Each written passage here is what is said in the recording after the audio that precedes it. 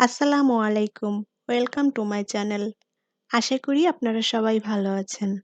সাবুদানা দিয়ে ভীষণ টেস্টি এবং মজাদার একটি নাস্তার রেসিপি নিয়ে যথারীতি হাজির হয়ে গেলাম। আজ তৈরি করব মচমচে সাবুদানার বড়া বা চপ।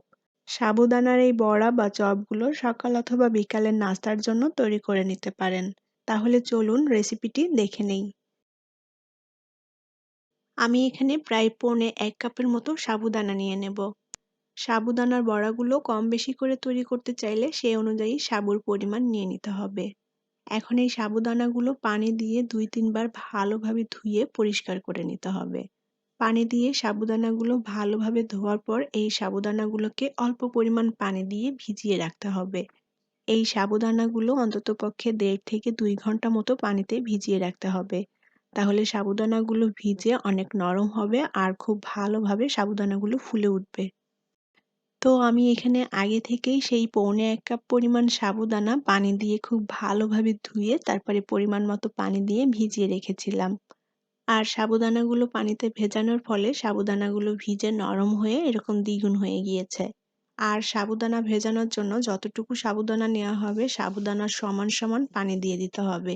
সাবুদানা ভেজানোর জন্য পানিটা এমনভাবে দিতে হবে যেন সবটুকু পানি সাবুদানা শুষে নেয় এবং সাবুদানাগুলো এরকম ঝরঝরে হয়। একটা মিক্সিং বোল নিয়ে নিয়েছি। এখন এর মধ্যে সাবুদানাগুলো নিয়ে নেব। এবার এর মধ্যে দিয়ে দেব 1/3 কাপ পরিমাণ পেঁয়াজ কুচি। পেঁয়াজটা মিহি কুচি করে নিয়েছি। আর দিয়ে দেব 5টা কাঁচামরিচ কুচি। কিছু ধনিয়া পাতা কুচি দিয়ে দেব। ৩ টেবিল চামচের মতো দিয়ে দেব গাজর কুচি। আমি এখানে ছোট সাইজের ২টা আলু ভালোভাবে সেদ্ধ করে নিয়েছি। এখন এই আলু ২টা এই সাবুদানার মধ্যে দিয়ে দেব। আলু ২টাকে আমি এভাবে হাত দিয়ে ভেঙে দিয়ে দেব। এটা চাইলে গ্রেটার দিয়ে গ্রেট করেও দিতে পারেন। আমি এখানে আলুটা সেদ্ধ করে নিয়েছি। এখানে চাইলে কাঁচা আলু কুচি করে দেওয়া যাবে। 1/2 চা চামচ পরিমাণ দিয়ে দেব শুকনা মরিচ গুঁড়া। 1/2 চা চামচ দিয়ে দেব ধনিয়া গুঁড়া। 1/2 চা চামচ দিয়ে দেব ভাজা জিরা গুঁড়া। পরিমাণ মতো লবণ দিয়ে দেব। এবার সাবুদানার সাথে সবকিছু খুব ভালোভাবে মেখে নেব। এই সাবুদানার বড়াগুলো কিন্তু বিভিন্নভাবে তৈরি করা যায়।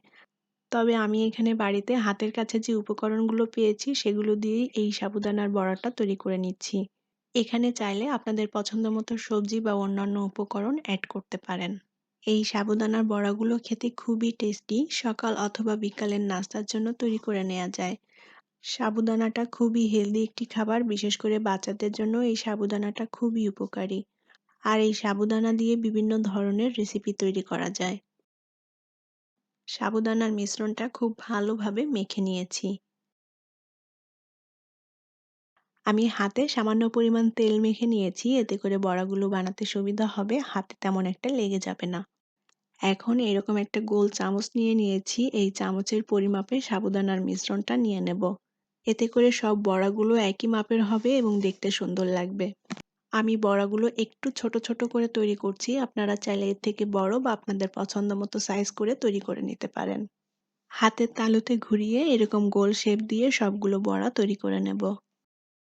আমার চ্যানেলে এখনো যারা নতুন, চ্যানেলটি সাবস্ক্রাইব করেননি তারা প্লিজ আমার চ্যানেলটি সাবস্ক্রাইব করে নিবেন এবং পাশে থাকা ছোট্ট বেল আইকনটি প্রেস করে দিবেন।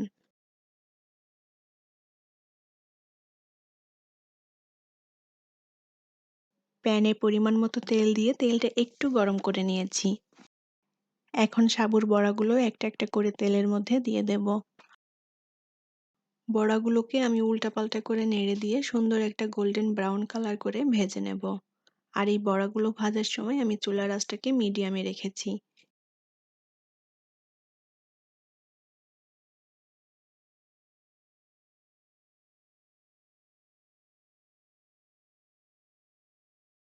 বড়াগুলোর এক পাশ ভাজা হয়ে গিয়েছে, এখন উল্টে দিয়ে অপর পাশটাও ভেজে নিতে হবে। আর এভাবে উল্টাপাল্টা করে দিয়ে বড়াগুলোকে সুন্দর একটা গোল্ডেন ব্রাউন কালার এবং মচমচে করে ভেজে নিতে হবে।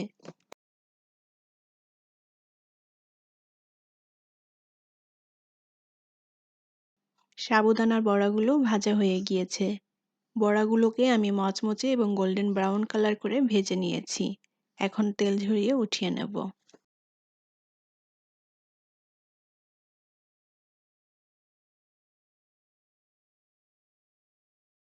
ভীষণ সুস্বাদু এবং মজাদার মচমচে সাবুদানার এই বড়াগুলো গরম গরম খেতে খুবই ভালো লাগবে। আমি বড়াগুলো টমেটো সসের সাথে পরিবেশন করেছি। এই সাবুদানার বড়াগুলো উপর থেকে অনেক বেশি ক্রিস্পি এবং ভেতরটা নরম। গরম গরম সাবুদানার এই বড়াগুলো খেতে অসম্ভব ভালো লাগে। আপনারাও বাসায় রেসিপিটি ট্রাই করে দেখবেন, সবাই ভীষণ পছন্দ করবে। আশা করি আমার আজকের রেসিপি আপনাদের ভালো লেগেছে। আর আমার রেসিপিগুলো ভালো লাগলে চ্যানেলটি সাবস্ক্রাইব করে সাথেই থাকবেন। পরবর্তী রেসিপি নিয়ে আবারও হাজির হয়ে যাব। অনেক অনেক ভালো থাকবেন সবাই। আল্লাহ হাফেজ।